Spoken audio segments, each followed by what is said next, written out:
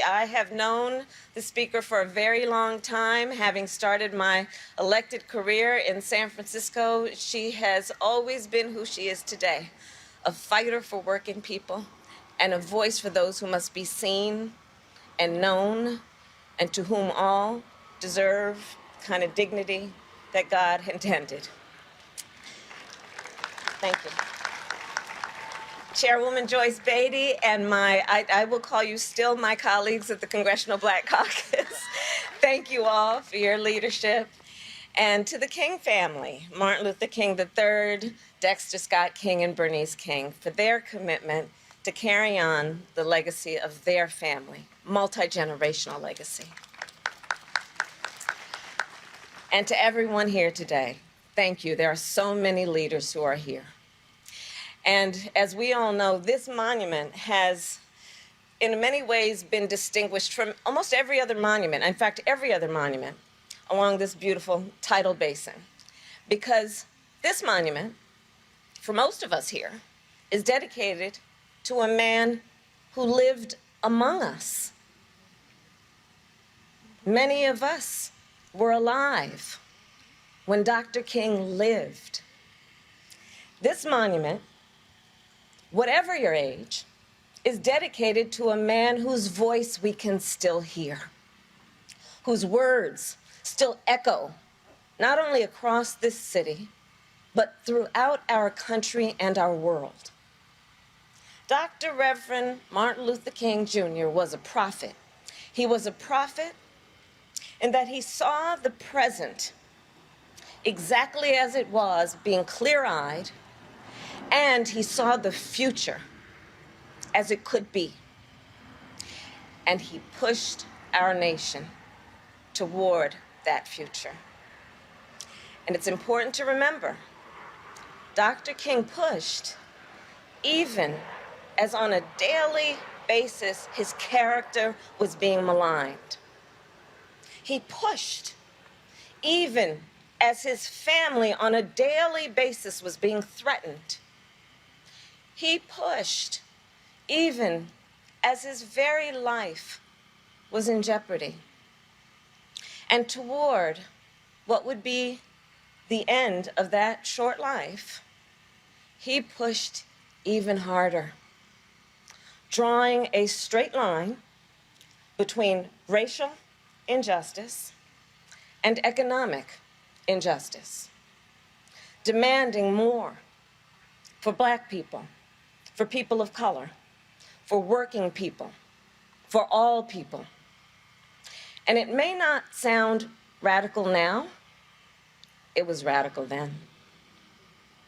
So as we remember his life and celebrate the anniversary of this beautiful memorial, let us be guided by those same connections he made as they exist today. Racial injustice today is inextricably linked to economic injustice, to the impact of the climate crisis, to the impact of COVID-19, and to the threats to our democracy. And I believe then, knowing and seeing that, the path forward is clear. We must put people to work in good union jobs and invest in the care, the child care, the home care that people need to be able to go to work. We must reform our criminal justice system and our immigration system. We must defend and strengthen the right that unlocks all other rights, the right to vote. And as we all know, in 2013, the Voting Rights Act that Dr. King and so many others fought for was gutted by the Supreme Court decision in Shelby v. Holder. That decision opened the floodgates for the anti-voter laws we see being passed in states throughout our country today. And to be sure, we should not have to keep fighting so hard to secure our fundamental rights, but fight we must, and fight we will.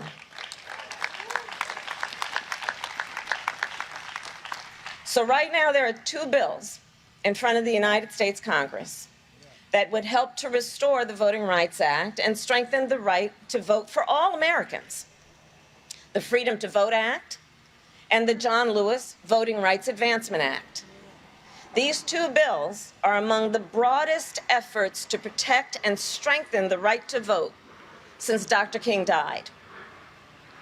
But yesterday, as Senate Democrats voted to advance the Freedom to Vote Act, Senate Republicans voted against even debating it, as though it's not a debatable point. They refused to even come to the table to talk about it.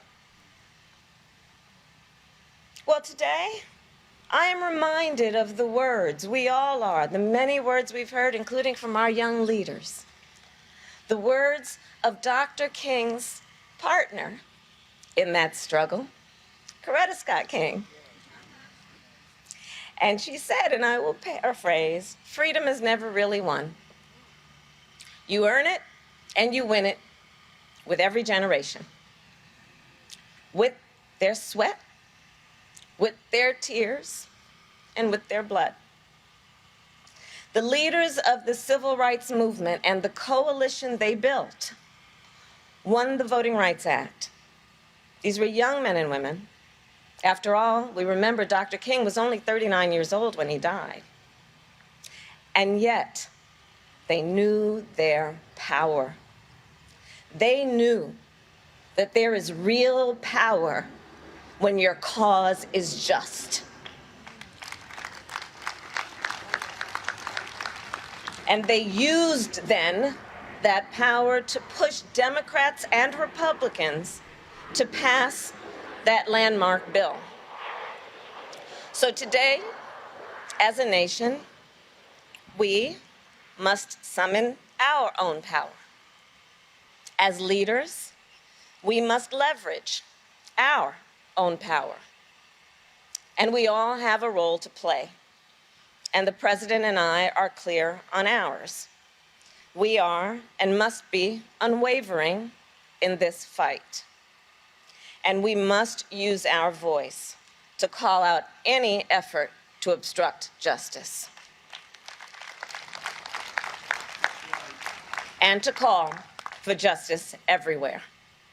Remember, and Dr. King knew this, America is not defined by her perfection.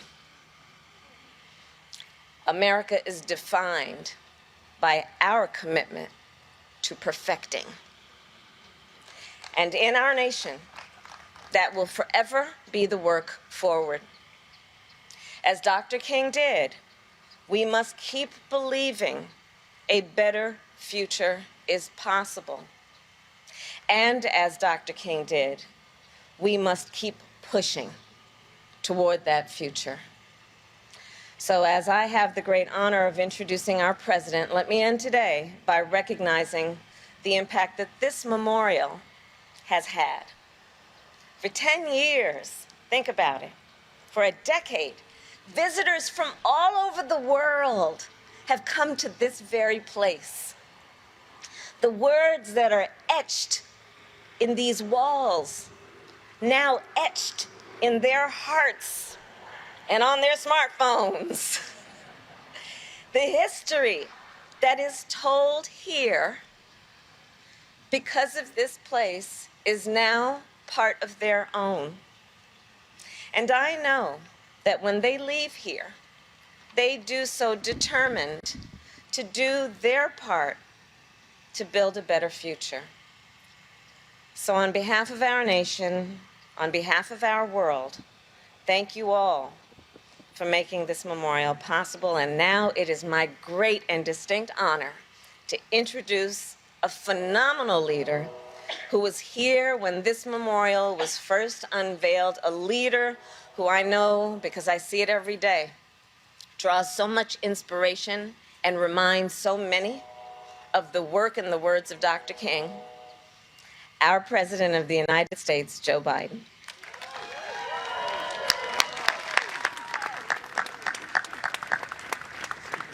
I got it. Thank you, Kamala. Thank you all so very much. Mr. President.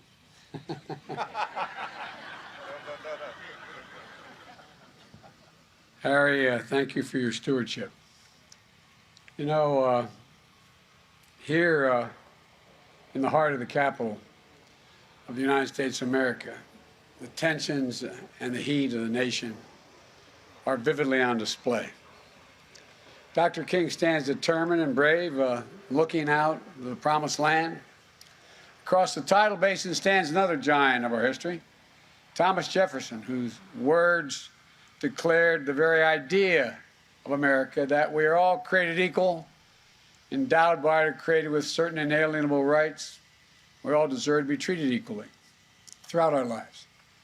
To state the obvious, and no audience knows it better than this one, we've never lived up to that idea. But we've never walked away from it fully. We've never walked away. In his sermon to the march in Washington, Dr. King called on all of America to live up to the full meaning and promise of our Declaration of Independence. And so, they stand here in perpetuity, in timely and timeless conversation that inspires us and challenges us, reminds us how far we've come, where we need to go, and how much longer the journey is. And it's a conversation that shapes our days and that we must carry forward. Madam Vice President, Madam Speaker, Chair of the Black Caucus, Petey, Congressional Black Caucus members, the Memorial Foundation, leaders of faith and community, distinguished guests. From here, we see the ongoing push and pull between progress and struggle over the self-evident truths of our democracy. And in our nation, we now face an inflection point in the battle, literally, for the soul of America. And it's up to us together to choose who we want to be and what we want to be. I know the progress does not come fast enough. It never has. And the process of governing is frustrating and sometimes dispiriting. But I also know what's possible if we keep the pressure up, if we never give up, if we keep the faith. We're at an inflection point. I know I've maybe overused that phrase, but it is an inflection point in American history in delivering on economic justice. For it was the dignity of work that Dr. King was in Memphis on that fateful day in April, helping sanitation workers, not only for better pay and safer conditions, but to be granted more dignity as human beings. In our time, it's about recognizing that for much too long, we've allowed a narrowed and cramped view of the promise of America. A view that America is a zero-sum game, particularly of the recent past. If you succeed, I fail. If you get ahead, I fall behind. And maybe worst of all, if I can hold you down, I lift myself up. Instead of what it should be. And it's just self-evident. If you do well, we all do well. That's keeping the promise of America. I've never seen a time when working folks did well that the wealthy didn't do very well. Come on now. Look, it's the core of our administration's economic vision, and it's a fundamental paradigm shift for this nation. For the first time in a couple generations, we're going to be investing in working families, putting them first and helping them get ahead, rather than the wealthy and the biggest and most powerful people out there. We're investing in black families with rescue checks and tax cuts that will reduce black poverty by 34%, black child poverty by more than 50% this year. And we're aggressively, with the leadership of some of the people I'm looking at right now, combating housing discrimination to create a generation of wealth. How did every other person make it to the middle class from a working class circumstance? Just like my dad did. Build equity in a house. Granted it was small, granted it wasn't much, but it was enough to build a little equity. We'll use the federal government's purchasing power to unlock billions of dollars in new opportunities of minority-owned small businesses and access to government contracts. Is there any doubt that providing more people with just a little more breathing room to take care of their families, generate a little bit of wealth that they can pass on to their children, and create jobs in their communities would uplift the entire country, all the country, everyone?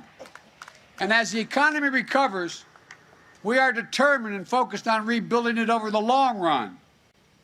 No one should have to hold their breath as they cross a rundown bridge to determine whether it's safe enough, or a dangerous intersection in their hometown. A nation, every American, every child should be able to turn on a faucet and drink water that's not contaminated by lead or anything else. As a nation, everyone should have access to affordable, high-speed internet. Gone the days when you have to pull up to a McDonald's and sit in the parking lot with your child to do their homework when there's virtual learning going on. Dr. King said, of all the forms of inequity, injustice in health care is the most shocking and most inhumane. This is a once-in-a-century pandemic that's hit this country hard, and especially the African-American community. Yeah. It's like you've all lost someone to the virus or know someone who has lost a loved one. 1 in 600 Black Americans have died from COVID-19. It's been reported that black children are more than twice as likely as white children to have lost a parent or a caregiver to COVID-19, to have to experience the trauma and loss. Many of my colleagues in the Congress are working on what we have to now work on even more fervently, and that is mental health care, helping people through the difficult periods we have. It's been devastating, but we can find purpose in pain. We can find purpose in this pain. Equity is the center of my administration's COVID-19 response. The vaccination rates among black adults is now essentially on par with white adults. In the midst of this pandemic, we're building an Affordable Care Act to extend coverage to lower health care costs for millions of black families. We're also working to lower prescription drug costs by giving Medicare the power to negotiate lower prices. And how do you know the plan will work? Because the drug companies are spending millions of bucks to try to stop it. That's how you know. Together, we're making health care a right, not a privilege in this nation. And for the millions of you who feel financially squeezed in raising a child while caring for an aging parent, the so-called sandwich generation, we want to make elder care affordable and accessible so your aging loved ones can live with greater independence and dignity. We also want to make sure child care costs for most families are cut at least in half. No working family, if we get what you all are helping me get done, no working family in America will pay more than 7% of their income on child care for any child under 5. We want to give raises to millions of care workers and home workers so they can increase their capacity, increase their knowledge, increase their opportunities. Health workers and child care workers are disproportionately women of color and immigrants, and workers like the ones Dr. King stood for when he marched and gave his life. Look, folks, just imagine, instead of consigning millions of our children to under-resourced schools, we gave every single child in America access to an education at age 3 and age 4, quality preschool. We can afford to do this. We can't afford not to do it. And we do know no matter what the background or circumstance the child comes from, when given that opportunity, they have a better than 58% chance of making it all the way through 12 years without getting themselves in trouble and maybe go on beyond that. This will change lives forever. So will historic investments in higher education, significantly increasing Pell Grants to help millions of black students and lower-income families attend community colleges and four-year schools. I tell you, let me be clear. In the shadow of the Morehouse men, I hear a lot about that, guys. And with a Howard alumni, I keep making the case, if you excuse the point of personal privilege, we should say in the Senate. The best HBCU in the country is Delaware State. That's where I got started. Come on. But here's what we've done. In addition to putting the president of Delaware State, who used to work for me, a doctor in charge of all of this, we're committed to nearly $5 billion this year in historic investments with more historically black colleges and universities to make every single student, give them a shot at the good paying jobs. And you all know what I mean, but for anybody watching this, one of the problems is black students in college are just have every single capability any other student does. But guess what? Because they don't have great endowments, they can't compete for those government contracts that are out there that the big schools are able to go out and get. Cybersecurity, for example. Starting salaries, $125,000, but you don't get that contract unless you have laboratories, unless you have the facilities you can, in fact, train on. We also know this is about the promise of America. Economic injustice also means delivering environmental justice to communities on fence-line communities, dividing homes in toxic areas. My state is one of the highest cancer rates in the history of in America, because I lived in a fence-line community called Claymont, Delaware. We used to get up in the morning, not a joke, when I get driven to a little school I went up the street, turn on the windshield wiper in the fall, the first frost, and literally be an oil slick in the window, not a joke. An oil slick in the window. That's why an awful lot of us, including me, have bronchial asthma. It means reducing pollution so our children can develop and avoid these consequences. Every one of you have an alley in your state. We call it Cancer Alley in our state, going down Route 13. Look, it means building up our resilience to the climate crisis, for the next extreme weather events. And these have been of biblical proportions. Biblical proportions. 178-mile top winds in a hurricane down in Louisiana. More people dying in Queens in their basements because 20 inches of rain, they flooded and couldn't get out of their basements. They drowned. Superstorms, droughts, wildfire, hurricanes. This is the promise for America, urban and rural, and all across America, not just for any one area. And as we fight for economic justice to fulfill the promise of America for all Americans, the work continues on delivering equal justice under the law. Look, I know the frustration we all feel that more than 1 year after George Floyd's murder and the conviction of his murderer about 6 months ago, meaningful police reform in George's name is still not passed Congress. I remember many times meeting with a little daughter, and she'd say to me, "My daddy's changing history. He's going to change history." But we haven't fulfilled that yet. I understand. You got to keep fighting. Let me be clear, though. We're going to continue to fight for real police reform legislation. And the fight's not anywhere near over. Despite Republican obstruction, my administration is active. We've already announced changes in the federal law enforcement policies, a ban on chokeholds, restriction on no-knock warrants, requirement that federal agents wear and activate body cameras, ending Department of Justice use of private prisons, rescinding the previous administration's guidance to U.S. attorneys to require the harshest of penalties. The Justice Department has opened a pattern and practice investigation of systematic police misconduct in police departments in Phoenix, Louisville, and Minneapolis. Just because we can't get it done in the states, we are not standing back. But we have much more to do. In addition to these important steps, my administration also wants to advance some meaningful police reform that includes additional executive actions to live up to America's promise of equal justice under the law. Our work continues to create a safer and stronger communities in critical ways. With my American Rescue Plan, and thank you and the Congress for supporting it, everybody kind of forgets that was $1.9 billion, $1 trillion. We got a heck of a lot done with that. That it did so well, people don't even know where it came from. No, I'm serious. Think about it. Like, what'd you do for me lately? Well, we had $1.9 billion we took care of. Well, we made historic investments in community policing and violence intervention programs. And we're shown to reduce, some of these programs reduce violence by 60%. We're expanding summer programs and job opportunities and service and support to keep young people safe and out of trouble.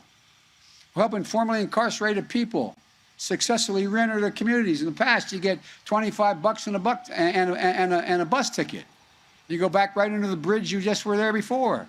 You should have access to Pell Grants. You should have access to the housing. You should have access to all the things. You paid your price, and we shouldn't put you back in the spot where you have no options. We're also working to stem the flow of firearms from rogue gun dealers to curb the epidemic of gun violence. I know I get criticized for being the guy who passed the assault weapons ban. I'm proud of having passed the assault weapons ban. But here's the deal. We heard Dr. King paraphrase Micah. He said, give us the ballot and we will place judges on the benches of the South who will do justly and love mercy. Well, in just 9 months, we've appointed more black women to the federal circuit courts and more former public defenders to the bench than any administration in all of American history because of you. We're going to change it. We did it in a record time, and we're just getting started because of all of you in the audience here. You've been the engine behind all of this. But we also know this. To make real the full promise of America, we have to protect that fundamental right, the right to vote, the sacred right to vote. You know, it's democracy's threshold liberty. With it, anything's possible. Without it, nothing is. Today, the right to vote and the rule of law are under unrelenting assault from Republican governors, attorneys general, secretary of state, state legislators, and they're following my predecessor, the last president, into a deep, deep black hole and abyss. No, I really mean it. Think about it. This is what got me involved in civil rights as a kid when I was 26 years old. It gave me, I love reading about how Biden knew he was going to run for president. Hell, I didn't know I was even going to be able to run for the county council. I didn't even want to. But look, this struggle is no longer just over who gets to vote or making it easier for eligible people to vote. It's about who gets to count the votes, whether they should count at all. Jim Crow in the 21st century is now a sinister combination of voter suppression and election subversion. My fellow Americans, I thought at one point that I had been able to do something good as chairman of the Judiciary Committee. I was able to get every member of the committee, including some of the most conservative members that ever served, clearly who had racist backgrounds, to vote to extend the Voting Rights Act for 25 years. I thought, whoa, one of the proudest things I ever did as a senator. But guess what? This means that some state legislatures want to make it harder for you to vote. And if you do vote, they want to be able to tell you whether or not your vote counts. That's not happened before.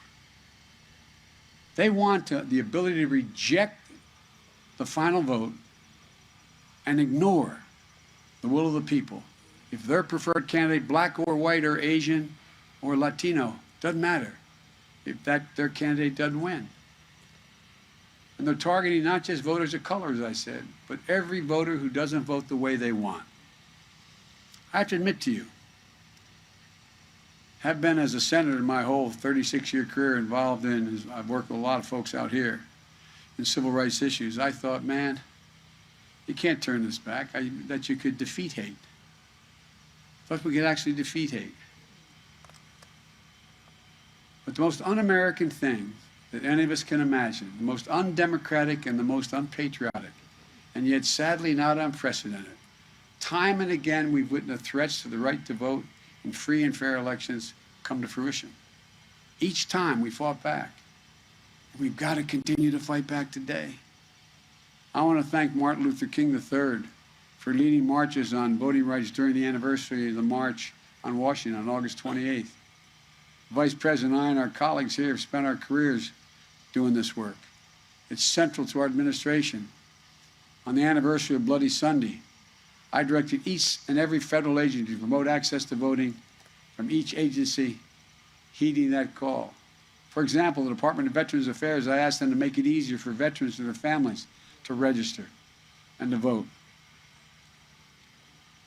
at VA facilities, so it'll be open. In addition, the U.S. Department of Justice has doubled the voting rights enforcement staff. We got a long way to go, though. It's using authorities to challenge the onslaught of state laws undermining voting rights, whether in old or new ways. To something like 20% of or half the Republicans or registered Republicans, I am not your president. Donald Trump is still your president. As we Catholics say, oh my God. But look, the focus is going to remain on discrimination and racial discriminatory laws. Georgia's various new anti-voting laws. And let's be clear about Georgia, Dr. King's home state, and the home state of someone who has literally stood in his shoes as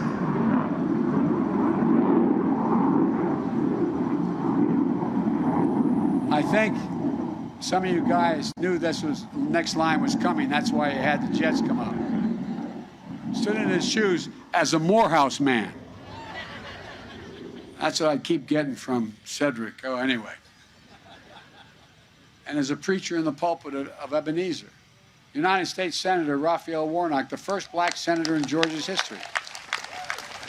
Senator Warnock won his election in the battle of ideas. He earned the trust and confidence of a broad coalition of voters in Georgia. In response of Republicans of Georgia, what was it? It's not to try winning on the merits and ideas. It's by changing the rules to make it harder for people to vote, deny the franchise. The Vice President has been leading our administration's efforts, and we've supported Democrats pressing to enact critical voting rights bills since day one of this administration, making sure we have unanimous support. But each and every time, the Senate Republicans block it by refusing even to talk about it. They're afraid to even just debate the bills in the U.S. Senate, as they did again yesterday, even on a bill that includes provisions that they've traditionally supported. It's unfair, it's unconscionable, and it's un-American. And this battle's far from over. The door has not been closed. John Lewis Voting Rights Act will soon come up for a vote, named after our dear friend we still miss dearly, but whose voice we hear every day in our hearts and our conscience. It's a law that helped lead the reauthorization, as I said, for 25 years that I served in the Senate Judiciary Committee, expanding the Voting Rights Act. Traditionally received bipartisan support. We have to keep up the fight and get it done. And I know the moment we're in. You know the moment we're in. I know the stakes. You know the stakes. This is far from over. And finally, we're confronting the stains of what remains the deep stain in the soul of the nation. Hate and white supremacy. You know, there's a tough through line of subjugation and enslaved people from our earliest days to the reigns of radicalized terror, the KKK, to Dr. King being assassinated. And through that, though that line continues to be the torches emerging from dark shadows in Charlottesville, carrying out Nazi banners and chanting anti-Semitic bile and Ku Klux Klan flags, and the violent, deadly insurrection on the Capitol 9 months ago, it was about white supremacy, in my view. The rise of hate crimes against Asian Americans during the pandemic, and the rise of anti-Semitism here in America and around the world. The through line is that hate never goes away. It never, I thought, and all the years I've been involved, I thought once we got through it, it would go away. But it doesn't. It only hides. It only hides until some seeming legitimate person breathes some oxygen under the rocks where they're hiding and gives us some breath. I've said it before, and all my colleagues here know it. According to the United States intelligence community, domestic terrorism from white supremacists is the most lethal terrorist threat in the homeland. To that end, our administration is carrying out the first ever comprehensive effort to tackle the threat posed by domestic terrorism, including white supremacy.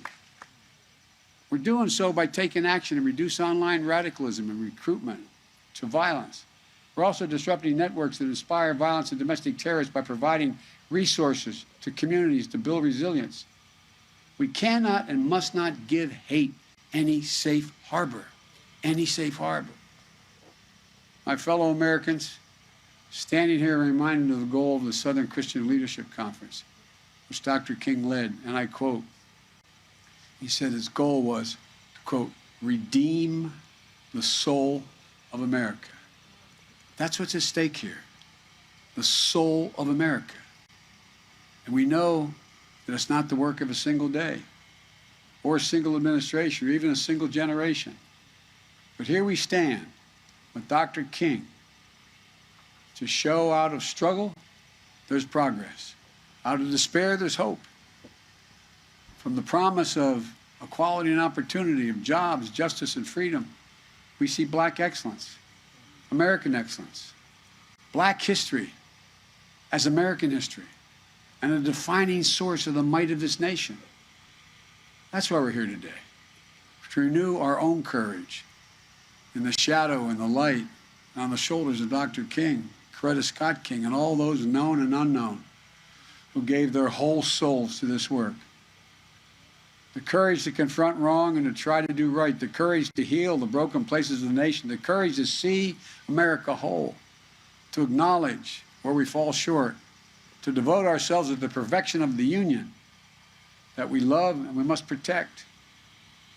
For if we can summon the courage to do these things, we'll have done our duty, honored our commitments, brought the dream of Dr. King just a little bit closer to reality. It's the highest of callings. It's the most sacred of charges. And it's what, with the help of God, we can do now. So let's go forth from this sacred place, tumbled in turmoil with hope and promise of a nation always seeking, always thriving, always keeping the faith. Because, folks, you know, I know my colleagues in the Senate used to always kid me for quoting Irish poets on the floor. They thought I did it because I was Irish. It's not the reason. They're just the best poets in the world. There's a line from, and I believe this to be true, there's a line from a poem, The Cure of Troy. It says, at once in a lifetime, that tidal wave of justice rises up, and hope and history rhyme. It's not the whole quote, I won't bore you at all, but hope and history rhyme. I believe the American people, the vast majority, are with us. I think they see much more clearly what you've all been fighting for your whole lives now. It's in stark relief. The bad news, we had a president who appealed to the prejudice. The good news is he ripped the Band-Aid off, made it absolutely clear what's at stake. And I think the American people will follow us. But guess what? Whether they will or not, we have no choice. We have to continue to fight. God bless you all. May God protect our troops.